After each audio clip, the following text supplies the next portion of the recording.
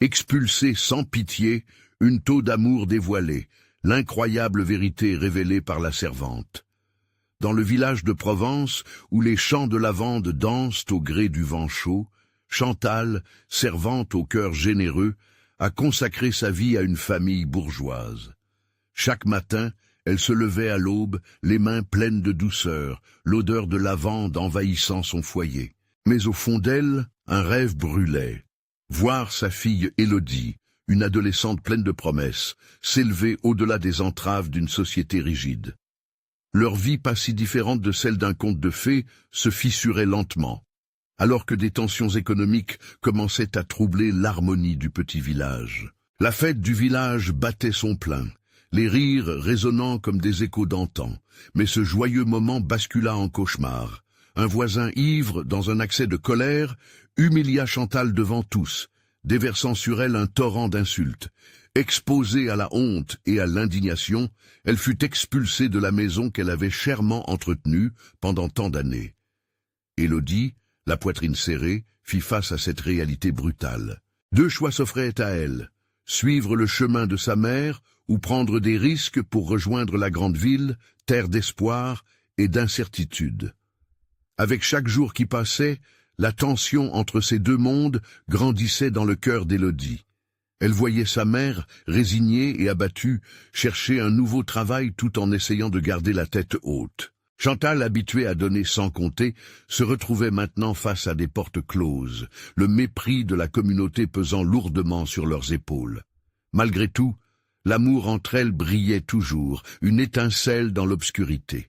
« Maman, je ne peux pas rester là à rien faire », murmura Élodie, les larmes aux yeux. « Avant de continuer, je dois vous avertir de quelque chose d'important qui se passe.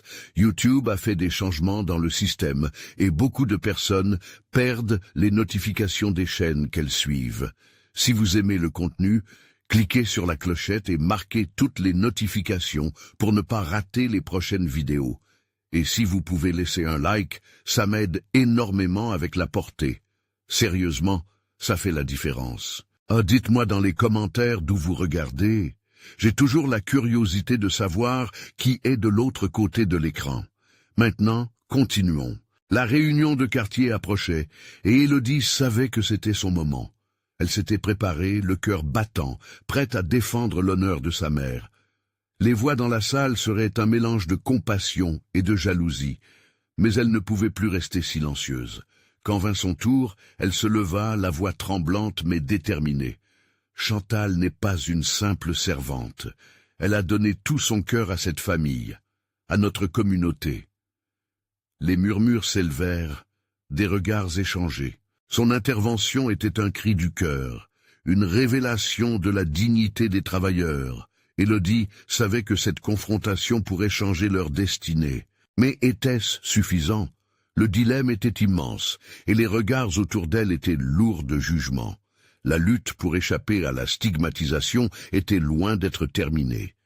Les chaînes des préjugés étaient épais, mais l'amour d'une mère et d'une fille leur prodiguait une force insoupçonnée. Au fond, une question brûlait. Pouvait-elle réellement escaper aux chaînes de l'injustice et bâtir une nouvelle vie fondée sur la solidarité? Alors que Élodie scrutait la salle, les visages enchevêtrés de peur et d'espoir, elle savait que le chemin serait semé d'embûches, mais l'appel à la justice avait déjà résonné. Leur histoire ne faisait que commencer. Élodie sentit son cœur battre à tout rompre alors qu'elle se tenait devant les membres du quartier, tous ces visages familiers, mais désormais hostiles. Le silence pesant, comme une chape de plomb, emplit la salle, et elle savait qu'il ne pourrait y avoir de retour en arrière. Elle inspira profondément, imaginant la force de sa mère dans ses cheveux, sa voix douce et réconfortante, lui murmurant de n'avoir jamais peur de se battre pour la vérité.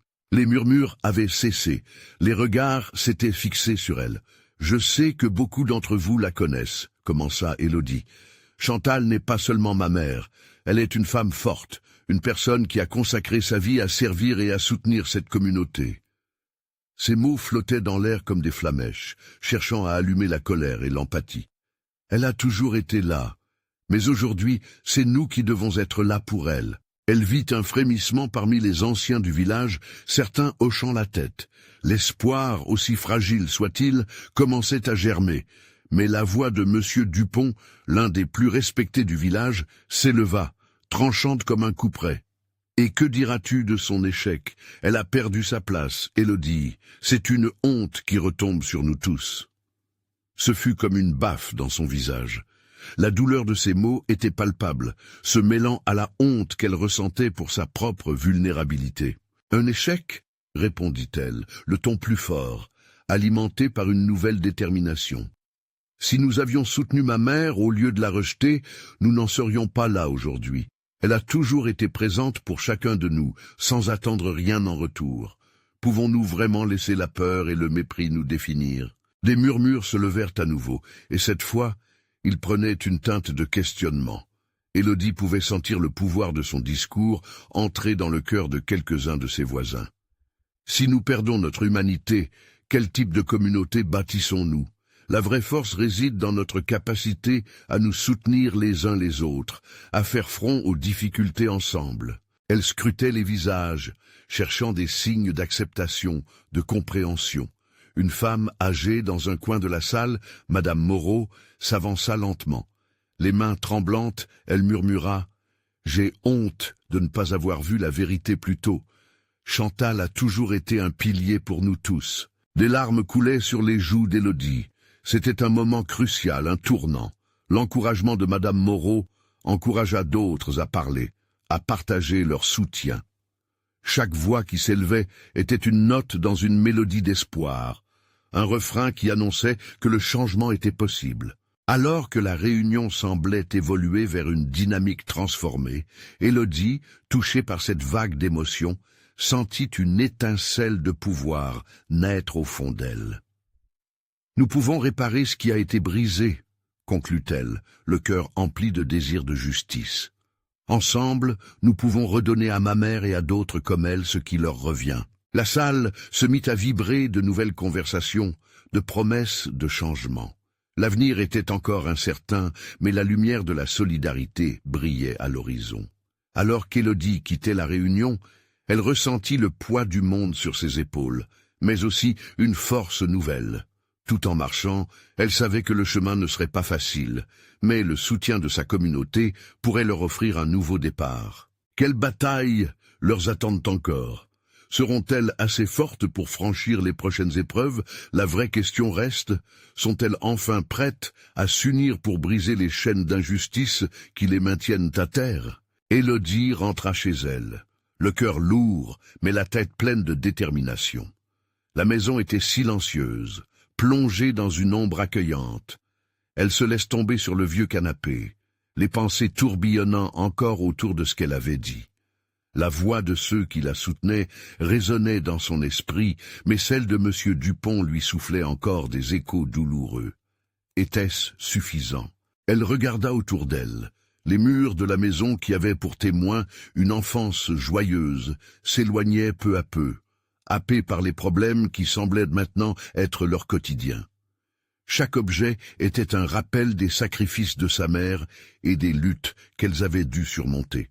Élodie se leva et se dirigea vers une photo accrochée au mur, sa mère rayonnante, entourée de leurs voisins, souriant aux éclats de vie qui les réunissaient. Ces visages familiers, aujourd'hui divisés, étaient-ils prêts à se rassembler à nouveau? Un bruit de clé dans la serrure la fit sursauter. Son père entra, l'air fatigué mais soucieux. Il laissa tomber son sac sur le sol et la rejoignit dans le salon. « Alors, comment ça s'est passé ?» demanda-t-il, même si sa voix trahissait qu'il imaginait certaines réponses. « J'ai parlé pour maman. » Élodie commença, sa souffle tremblant. « Mais je n'ai pas pu faire venir tout le monde. Certains ont encore de la rancœur. » Son père soupira, s'assit auprès d'elle, puis, avec une douceur inattendue, il lui prit la main.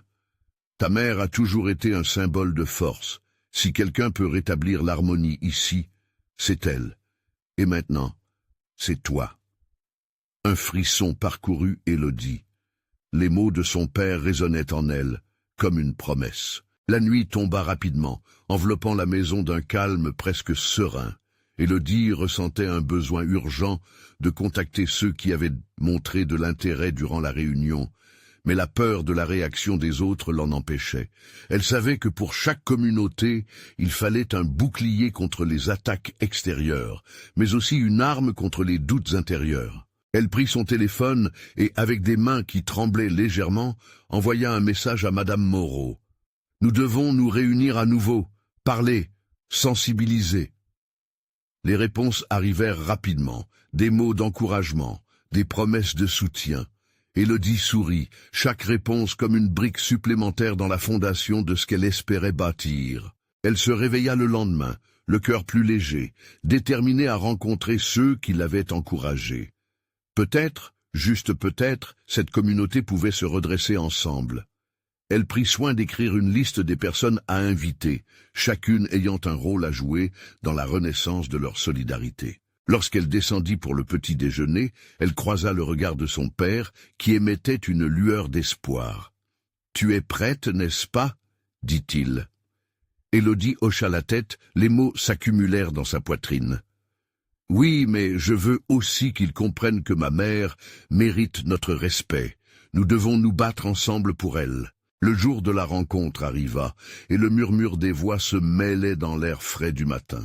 Élodie prit une profonde inspiration, le cœur battant, prête à porter la voix de sa mère et de tous ceux qui avaient besoin d'être entendus.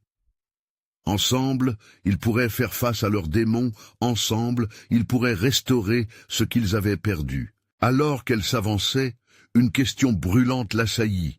Serait-elle assez forte pour soulever le fardeau de son héritage et guider ses âmes vers la lumière? La réponse se trouverait dans la force qu'ils déploieraient ensemble pour faire revivre l'esprit de communauté. Sont-ils prêts à se battre pour l'amour et la vérité, ou resteront-ils prisonniers de leur peur? Élodie se tenait devant la salle des fêtes de leur village, l'esprit en ébullition. Les visages familiers des voisins s'élevaient dans son esprit, chacun porteur d'histoires et de rancœurs. La brise du matin caressait son visage, comme pour lui donner un peu de courage. Elle avait pris un moment pour se recentrer et réfléchir à ce qu'elle allait dire. Ses mains tremblaient légèrement alors qu'elle ajustait la tenue choisie avec soin. Les couleurs vives qu'elle avait portées ce jour-là n'étaient pas seulement un choix esthétique, mais un symbole d'espoir. Elle espérait que cela inciterait les autres à transcender leurs dissensions et à se souvenir de ce qui les avait unis par le passé. Elle était arrivée tôt, souhaitant profiter de ce moment de calme pour rassembler ses pensées. Élodie observa les tables soigneusement préparées, chacune ornée de petites fleurs sauvages, un clin d'œil à la beauté de la nature qui les entourait. Mais la beauté n'était pas tout. La réalité brutale du manque de solidarité dans leur communauté pesait lourd sur son cœur. Au fur et à mesure que les invités arrivaient, des murmures familiers flottaient dans l'air. Certains échangeaient des regards curieux, d'autres des sourires forcés. Élodie pouvait sentir la tension déjà palpable avant même que le premier mot soit prononcé. Elle se demanda si les rancunes étaient si profondément enracinées qu'aucune fleur ne pourrait les effacer. Une fois que la salle fut presque pleine, elle s'avança, son cœur battant plus vite. « Merci d'être venu », commença-t-elle, la voix toute tremblante, mais elle continua, déterminée. « Nous sommes réunis aujourd'hui pour notre communauté, mais surtout pour honorer ma mère, sa mémoire et son amour. » Les murmures s'apaisèrent alors qu'elle évoquait le souvenir de sa mère, celle qui avait su rassembler les gens, briser les clivages. Élodie parla de son rêve d'unir leurs forces, d'unir leurs cœurs.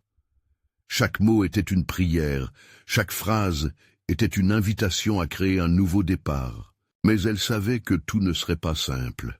À l'arrière de la salle, M. Dupont, avec son air bourru, la regardait avec défi.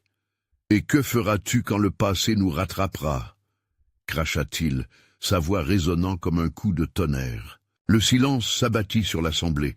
Élodie pouvait sentir chaque regard sur elle. Pour un instant, elle s'interrogea si elle avait fait une erreur, si vraiment elle pouvait changer les esprits.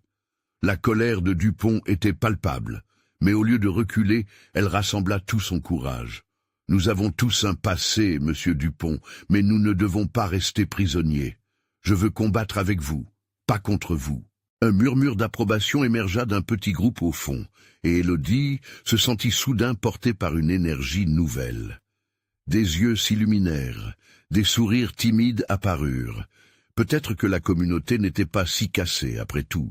Nous pouvons choisir d'écrire une nouvelle histoire, affirma Élodie, l'émotion serrant sa voix. Une histoire de soutien, d'amour et de solidarité. Je ne vous demande pas d'oublier, mais de vous rappeler que nous avons une force incroyable si nous nous unissons. Elle se redressa, la voix plus forte maintenant.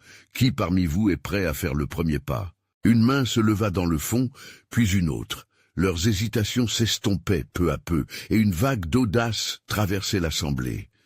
Élodie sentit le poids de l'héritage de sa mère s'alléger, tandis que chaque promesse énoncée créait un lien vibrant entre eux.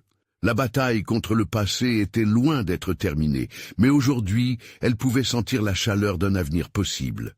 L'espoir était palpable, et pour la première fois depuis longtemps, elle se sentit légère. Alors qu'elle ajustait son regard déterminé sur M. Dupont, elle comprit que leur chemin serait semé d'embûches, mais ensemble, ils pourraient faire face à toutes les tempêtes. Élodie se demanda si cette rencontre serait seulement le commencement, ou si elle ouvrirait les portes vers une réconciliation ultime, que leur révélera la vérité sur leur passé commun. Élodie observa la main qui s'était levée. C'était Amélie, une femme douce, souvent oubliée dans le tumulte des querelles. Un sourire fragile éclairait son visage, et c'était comme si un rayon de soleil apparaissait dans cette salle, autrefois assombrie par les tensions. Le cœur d'Élodie se remplit d'espoir, à la vue de cette main levée, une étincelle qui pourrait allumer un feu d'entraide et de solidarité. « Non, merci Amélie », murmura-t-elle, les larmes aux yeux. « Ta bravoure est le premier pas vers ce que nous pouvons construire ensemble. » Tandis que les murmures d'approbation se transformaient en applaudissements timides, Élodie pouvait sentir la chaleur de la communauté commencer à se reformer. Les visages, un moment figés dans la méfiance, commençaient à se transformer. Elle remarqua même M. Dupont, qui, bien que toujours froncé, observait la scène avec une expression moins hostile. « Ensemble, nous pouvons redonner à notre village la lumière qu'il mérite », poursuivit Élodie, sa voix plus forte maintenant, chacun de ses mots résonnant avec la détermination d'un battement de cœur. « Chacun de vous a quelque chose à offrir, une idée, un rêve. J'aimerais donc que nous collaborions. Quelles actions pouvons-nous entreprendre pour renforcer nos liens ?» À cette invite, plusieurs voix s'élevèrent. Certains proposaient un marché aux produits locaux, d'autres pensaient à des activités culturelles pour raviver les souvenirs communs. Élodie écoutait attentivement, notant chaque idée, chaque suggestion qui naissait dans cette atmosphère soudainement transformée. Elle se rendit compte que la colère pouvait se changer en passion, et que la dissension pouvait laisser place à un vibrant échange d'idées. Mais à ce moment-là, un nouvel obstacle se leva. C'était le regard de Julien, un voisin dont elle avait souvent eu des mots durs dans le passé. Il s'était redressé, interrompant la vague d'enthousiasme. « Mais, Élodie, qu'en est-il des disputes qui nous ont séparés ? Ne sont-elles pas trop ancrées? Peut-on vraiment croire que tout peut être résolu si facilement ?» Le murmure de l'assemblée s'estompait lentement alors qu'il reprenait conscience de la réalité. Élodie blêmit, mais son cœur rebondit avec une force inespérée devant cette question. Elle avait conscience que pour avancer, il fallait aussi s'attaquer à leurs véritables blessures. « Julien, tu as raison », répondit-elle, la voix plus douce mais résolue. « Nous ne pouvons pas ignorer le passé, mais nous n'avons pas à le laisser nous définir. Nous avons tous souffert, nous avons tous perdu quelque chose dans cette lutte. Je ne vous demande pas d'oublier, mais de faire un choix. Choisir de se battre ensemble. Si nous acceptons nos erreurs, nous pouvons les surmonter. » Un silence lourd d'émotion emplit l'air. Élodie pouvait voir que son message résonnait auprès de nombreux membres de la communauté, leurs regards partageant la même nostalgie, la même détermination. Et au moment où elle se préparait à proposer un plan concret, elle sentit une main chaleureuse sur son épaule. C'était M. Dupont qui s'était approché. « Si même nos cœurs les plus gardés peuvent lever la voix pour le bien, alors je suis prêt à avoir ma part d'humilité, » lança-t-il. sa voix marquée d'une tremblante authenticité. L'assemblée fut prise d'un souffle collectif. L'iceberg de rancœur, si colossal, commençait à fissurer. Élodie sourit. Ce jour-là, elle ne s'était pas seulement battue pour un futur meilleur, mais pour restaurer une humanité souvent perdue à travers les conflits. En se tournant vers eux, Élodie réalisa que la transformation de leur village était en cours. Chaque mot prononcé, chaque geste partagé tissait lentement une toile de solidarité. « Alors, quel sera le premier projet ?» demanda-t-elle avec un éclat d'excitation. « Et êtes-vous prêt à donner tout ce qu'il faut pour le réaliser ?» Elle vit des mains s'élever, des sourires apparaître, et l'énergie de renouveau circuler dans la salle. Ils étaient peut-être encore perdus, mais pour la première fois, un sentiment de possibilité vibrait dans l'air. Mais alors qu'elle savourait ce moment de communion, un bruit de verre brisé se fit entendre au fond de la salle, coupant l'excitation comme une lame aiguisée. Élodie se retourna lentement, le cœur battant. Que serait-ce? Encore une épreuve à traverser, ou le début d'une vérité déconcertante? Que cachent les ombres du passé? Élodie se figea, son cœur se serrant alors qu'elle scrutait le fond de la salle. Les murmures inquiétants se transformaient en une véritable agitation. Des visages curieux se tournaient vers la source du bruit, et une tension palpable s'installait dans l'air. « Qu'est-ce qui se passe ?» demanda-t-elle, son ton oscillant entre détermination et anxiété, essayant d'évaluer la situation. Elle savait que chaque seconde comptait pour maintenir l'élan qu'elle venait à peine de créer. Avec courage, elle s'avança vers le bruit. Au fond de la pièce, elle découvrit un jeune homme, Léo, tenant un morceau de verre brisé à la main. Son visage, habituellement joyeux, était déformé par une expression de choc et de désespoir. Élodie sentit sa stomac se nouer. Elle avait suivi ce garçon depuis longtemps, son enthousiasme et sa passion étant des éléments essentiels à la dynamique de leur communauté. « Léo, qu'est-ce qui s'est passé ?» s'approcha-t-elle, sa voix se faisant douce mais ferme. Il leva les yeux vers elle, les larmes au bord, et balbutia « C'était un vase de ma mère. Elle l'aimait tant. » Un silence lourd s'installa soudainement dans la tension ambiante, et Élodie comprit que ce vase n'était pas simplement un objet. C'était une connexion à un passé qu'ils avaient tous cherché à noyer dans les querelles et les rancunes. Les murmures des voisins se transforma en un murmure empathique. Élodie se figea à cet instant, comprenant à quel point ce qu'ils avaient tous perdu ne se réduisait pas simplement à des objets. C'étaient des souvenirs, des rêves, des blessures qui n'avaient jamais cicatrisé. « Léo, écoute-moi » commença Élodie avec un cœur battant, focalisant son attention sur lui. « Nous avons tous des choses que nous avons perdues. Nous avons tous nos luttes, nos souvenirs, mais ce n'est pas la perte qui nous définit, c'est notre façon d'y faire face. » Elle pouvait sentir le regard et l'énergie de la salle se concentrer sur elle, prêt à entendre ces mots. Ce vase est-il vraiment brisé? Ou peut-on le réparer ensemble? Et tout comme ce vase, nos cœurs peuvent aussi être restaurés. Élodie s'approcha de Léo, prenant ses mains tremblantes dans les siennes. Je propose que nous fassions de ce vase brisé un symbole de ce que nous définissons ensemble, un symbole de résilience et d'espoir. La salle était pleine d'attention, chaque participant absorbant les mots d'Élodie. Les murmures faibles d'approbation se renforçaient peu à peu, l'espoir commençant à remplacer la peur. Léo, ému par ces paroles sincères, leva les yeux vers Élodie. « Tu penses vraiment qu'on peut le réparer ?» demanda-t-il, sa voix brisée par l'émotion. « Oui, ensemble. Nous pouvons reconstruire ce qui est brisé, tout comme nous pouvons reconstruire notre village. » affirma Élodie avec conviction, sentant l'énergie collective environnante croître.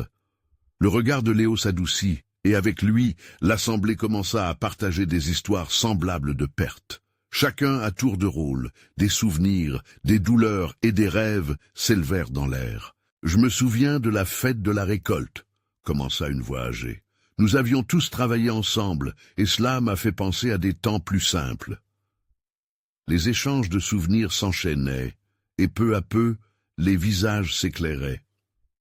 Élodie savait que cette union de récits serait la clé d'un nouveau départ. Les rires revenaient progressivement, remplacés par des larmes de joie, et Élodie ressentait la chaleur d'un renouveau. Mais alors qu'ils semblaient tous prêts à entamer ce voyage de guérison, un bruit sourd de menaces émergea à l'entrée de la salle, interrompant les retrouvailles. Tous se tournèrent vers la porte. Qui oserait briser ce moment fragile et si crucial? Élodie le savait. Une nouvelle épreuve les attendait déjà à la porte, menaçant de raviver leur division. Et si cette menace n'était pas celle qu'ils s'attendaient? Que cacherait cette épreuve inopinée, et comment pourrait-elle façonner le destin de leur village? Élodie ne pouvait s'empêcher de ressentir un frisson glacial parcourir son dos. Le moment de partage et de guérison, si fragile, se trouvait menacé. La porte de la salle s'ouvrit brusquement, laissant apparaître la silhouette d'un homme imposant, au visage fermé et aux yeux sombres. « Qu'est-ce qui se passe ici ?» gronda-t-il, sa voix résonnant comme un orage. Instantanément, l'assemblée se figea à nouveau, les rires et les larmes s'évaporant face à la menace qui venait d'entrer. Élodie reconnut l'homme. C'était Michel, l'un des leaders de la communauté, souvent synonyme de rigueur et de division. La tension s'intensifia. « Michel, nous étions en train de discuter, de réparer nos blessures, » répondit Élodie, son cœur battant plus vite. Elle sentait la nécessité de défendre cette belle dynamique, de maintenir l'élan de partage. « Discuter ?» s'esclaffa-t-il, un rictus amer aux lèvres. « Pendant que notre village s'effondre, pendant que les rumeurs de discorde ne cessent de circuler, pensez-vous vraiment que se rassembler autour d'un vase brisé changera quoi que ce soit ?» Une colère sourde et une résistance s'éveillèrent chez Élodie. Comment pouvait-il être si aveugle? Ce vase, ce symbole, pourrait réellement les rassembler. Elle s'autorisa un instant de respirer profondément, puis, tête haute, elle s'avança vers lui. « Michel, tout cela est bien plus qu'un vase. C'est notre capacité à nous unir, à créer du lien. Si nous ne commençons pas par soigner nos cœurs, comment espérer penser notre village ?» Les visages des autres membres de l'Assemblée reflétaient son désir de paix. Mais à chaque mot qu'elle prononçait, Michel semblait se fermer un peu plus, son visage se durcissant sous le poids de son autorité. « Vous ne comprenez pas, Élodie. Le souvenir d'un vase ne fera pas revenir ceux que nous avons perdus. Vous vous trompez, » l'interrompit-il, mettant en relief une froide distance entre eux. « Peut-être, mais si nous ne cherchons pas à reconstruire, à nous rassembler, nous ne ferons que nous perdre encore davantage, » s'écria Élodie, sa voix crispée par l'émotion. Une murmurante approbation s'éleva de l'auditoire, un soutien discret qui épousait les mots d'Élodie. Mais Michel, dans sa fierté, restait inflexible, et la tension continua de monter. « C'est tout ce que vous avez à offrir? Des belles paroles pour masquer une réalité cruelle ?» dit-il, secouant la tête, la méfiance écrite sur ses features. Élodie savait qu'elle devait faire plus. Elle devait motiver chacun à voir un avenir alternatif. Au fond d'elle, elle ressentait une souffrance que personne ne devait porter seul. « Écoutez-moi, » implora-t-elle. « Nous avons tous des histoires de douleur, de perte, mais nos histoires peuvent devenir tout autant des récits de renaissance. Utilisons cette douleur pour nous rapprocher, pas pour nous séparer. Unissons nos forces comme nous l'avons fait pour tant de choses auparavant. Ensemble, nous pouvons redonner vie à tout ce qui a été perdu. » Alors qu'elle parlait, des larmes coulaient sur ses joues, imprégnées de sincérité. L'audience se mit à murmurer, et d'anciennes rivalités commençaient à sembler moins insurmontables. Au fond, Élodie savait que chaque instant comptait. Michel observait le visage d'Élodie, l'hésitation marquée dans ses yeux. Était-il vraiment prêt à tout remettre en question, à s'ouvrir à l'inconnu? Tout dépendait de courage, celui que chacun devait trouver en soi. Mais alors qu'il s'apprêtait à répondre, un cri perça l'air, survenant de l'extérieur. Les regards se tournèrent une nouvelle fois vers la porte et l'angoisse s'empara de la foule. Que se passait-il? Qui était en danger cette fois? Une nouvelle menace se profilait, prête à ébranler les efforts si précaires d'Élodie. Chaque personne dans la salle ressentait maintenant la nécessité pressante d'agir. Mais comment pourrait-il faire face à cette épreuve imminente? Alors que l'inquiétude grandissait, Élodie se tenait au milieu d'eux, le cœur battant comme jamais. Était-elle prête à tout sacrifier pour protéger leur rêve commun? Et quel avenir souhaitaient-ils vraiment forger ensemble face à cette tempête? Le cri, aigu et désespéré, résonnait encore dans la salle, comme un coup de tonnerre au milieu de l'orage déjà palpable. Élodie se retourna vivement, son visage blême reflet de la peur qui étreignait son cœur. Les murmures de l'assemblée s'éteignirent lentement, laissant place à une angoisse sourde qui pesait lourdement dans l'air. « Qui a crié ?» demanda Élodie, la voix tremblante. Cette question flottait dans l'atmosphère, mais personne ne semblait capable d'y répondre. Les visages, quelques instants auparavant animés par l'espoir, étaient désormais marqués par l'inquiétude. Michel, d'abord impassible, commença à se déplacer vers la sortie. Élodie suivit son mouvement, décidée à ne pas laisser cette opportunité d'unir les cœurs s'évanouir. « Attendez !» s'écria-t-elle. « Nous devons rester ensemble !» Sa voix, bien que faible, tranchait l'air tendu comme une lame. Les regards se tournèrent vers elle, certains implorants, d'autres pleins de scepticisme. « Élodie, c'est trop dangereux !» murmura une ancienne du village, ses mains tremblantes serrées contre sa poitrine. Elle était l'une des rares à croire encore en la force de leur lien. Élodie pouvait sentir la vulnérabilité de tous ces gens. Chacun d'eux était prêt à affronter cette nouvelle menace, mais au prix de quel sacrifice? « Nous allons le découvrir ensemble », dit-elle d'une voix plus calme. Elle inspira profondément, cherchant la force en elle pour motiver les autres. « Nous avons déjà surmonté tant d'épreuves. Nous avons besoin l'un de l'autre maintenant plus que jamais. Si nous faisons front, rien ne pourra nous séparer. » Alors qu'elle prononçait ces mots, une silhouette apparut au seuil de la porte, secouée mais résolue. C'était Alex, l'un des jeunes du village, le regard brillant mais inquiet. Élodie se sentait soulagée de le voir, mais la gravité de la situation ne la quittait pas. « Élodie, il y a un feu près de la forêt. Les flammes se propagent rapidement, » expliqua-t-il dans un souffle, victime d'une panique palpable. Le cœur d'Élodie s'arrêtait un instant. Comment avait-il pu ignorer une telle menace? La tempête qu'il craignait n'était pas seulement symbolique, les regards échangés parlèrent d'eux-mêmes, la peur mêlée à la détermination. Il devait agir. « Michel, nous avons besoin de toi », lança Élodie à celui qui, dans un autre contexte, aurait pu être leur ennemi. « Organise les hommes, rassemblez de l'eau, créez une ligne pour éteindre le feu. » L'hésitation qui marquait le visage de Michel se dissipa peu à peu, remplacée par une lueur de détermination. Si la menace était extérieure, alors elle devenait l'affaire de tous. « D'accord », acquiesça-t-il sévèrement, son ton plus ferme que jamais. « Nous devons nous diviser en équipes. Élodie, prends le groupe qui reste ici pour s'assurer que personne ne panique. Les autres, suivez-moi. » Chaque mot qu'il prononçait semblait insuffler du courage à ceux qui l'entouraient. Élodie comprit à cet instant qu'il devait de poser les fondations d'un nouvel élan, non pas autour d'un vase brisé, mais autour d'un bien plus précieux, leur communauté. Alors que les membres du groupe se dispersaient, Élodie prit une profonde inspiration, son cœur battant à tout rompre. Le moment de vérité approchait. La solidarité naissante au milieu du chaos nourrissait en elle un espoir fou. Peut-être qu'ensemble, ils pourraient non seulement sauver leur maison, mais également la confiance qui menaçait de s'éteindre avec les flammes. « Allons-y !» hurla-t-elle, sa voix résonnant comme un appel à l'action. Et alors qu'ils s'élançaient ensemble vers la porte, en se dirigeant vers l'incendie, Élodie savait que cette épreuve pourrait bien être le catalyseur d'un changement profond, ou la fin d'un rêve fragile. Serait-il capable de transformer cette menace en une opportunité de renforcement et de solidarité, ou cela deviendrait-il leur perte? La vie de chacun était désormais entre leurs mains, et le courage serait la seule flamme à entretenir.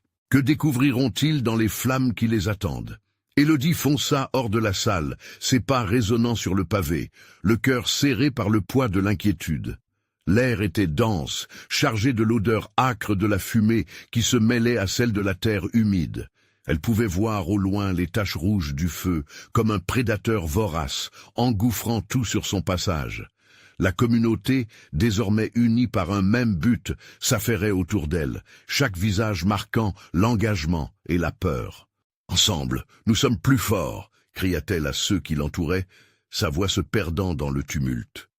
Un groupe de femmes s'était déjà mis en route, avec des seaux en bois, et elle courut pour se joindre à elle. Chacune d'elles, à son tour, lui offrait des encouragements. Une force tranquille se diffusait peu à peu parmi eux. Alors qu'un cri perça à nouveau l'air, Élodie se retourna, réalisant que c'était celui d'Alex. Il luttait contre une flamme qui s'élançait dangereusement vers une maison abandonnée. Le son de son cœur battant résonnait dans ses oreilles alors qu'elle se précipitait vers lui. « Alex, recule !»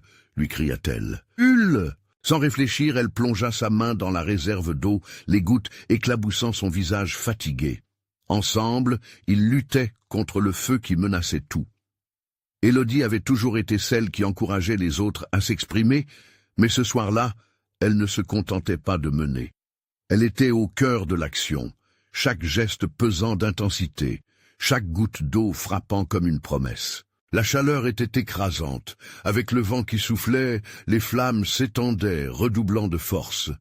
Élodie pouvait sentir ses bras s'alourdir, mais alors une vague de détermination la submergea.